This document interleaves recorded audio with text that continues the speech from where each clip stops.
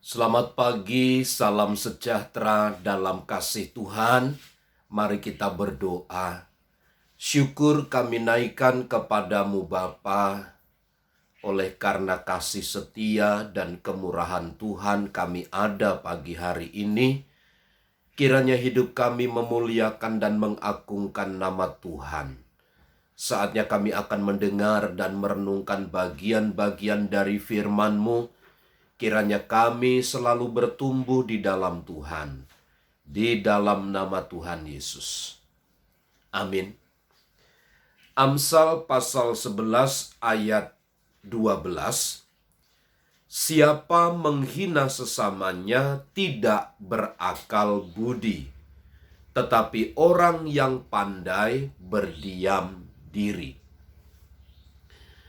Di dalam kita bersosialisasi, bermasyarakat, di dalam kita membangun persahabatan dengan sesama, kita harus menjunjung tinggi nilai-nilai dari kebersamaan itu sendiri. Kita harus menganggap orang lain lebih utama. Kita harus menganggap orang lain itu lebih penting daripada kepentingan kita. Memang setiap orang, setiap manusia memiliki tujuan dan tujuan itu sangat penting. Tetapi Alkitab menyatakan kita tidak boleh egois, kita harus mengutamakan yang lain daripada kita sendiri. Itu sebabnya di dalam prinsip kekristenan, prinsip daripada pengorbanan itu sangat penting. Sebab itu menjadi sarana penunjang bagi selarasnya sebuah kebersamaan atau persahabatan dengan sesama kita.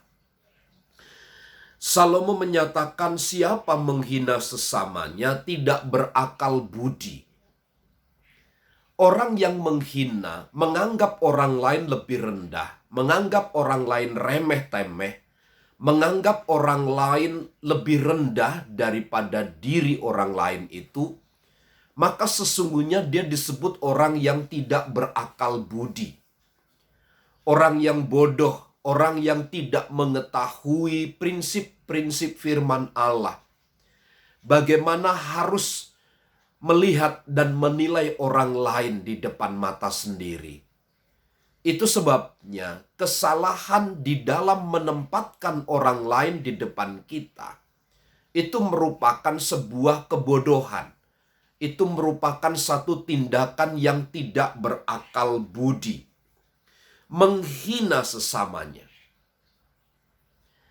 Seorang yang menghina tentu menganggap orang lain itu tidak berkualitas, tidak ada sesuatu yang dapat, yang menarik.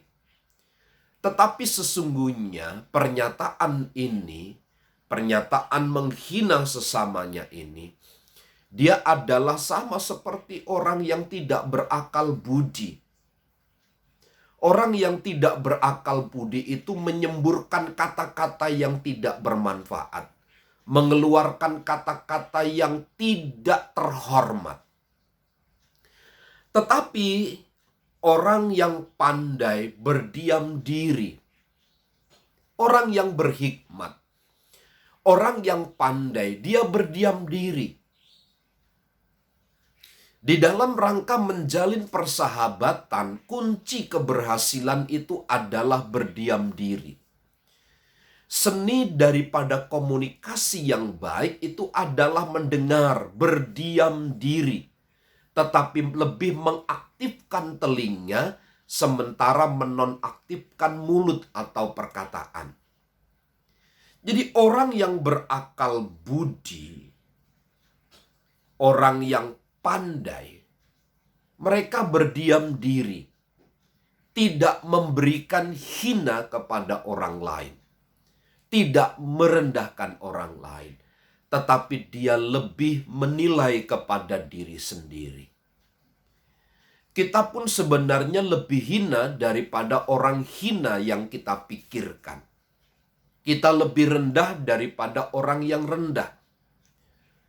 Kita lebih tidak terhormat daripada orang yang tidak terhormat yang kita pikirkan di dalam pikiran kita itu.